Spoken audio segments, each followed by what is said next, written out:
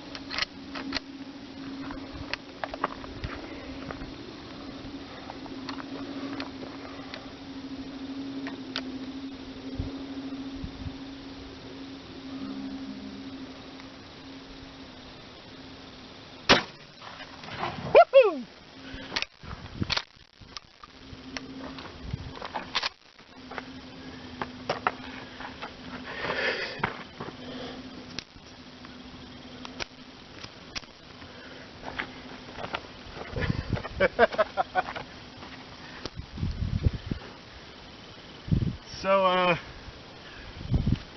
as predicted,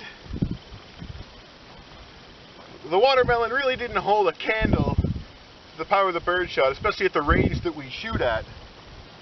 And we have blown this thing to pieces. There isn't a whole hell of a lot left. It's devastation. It's fruit apocalypse here. But that looked really cool. So thank you very much for the suggestion, Mom. Yeah, point definitely goes to birdshot, but a tasty point nonetheless.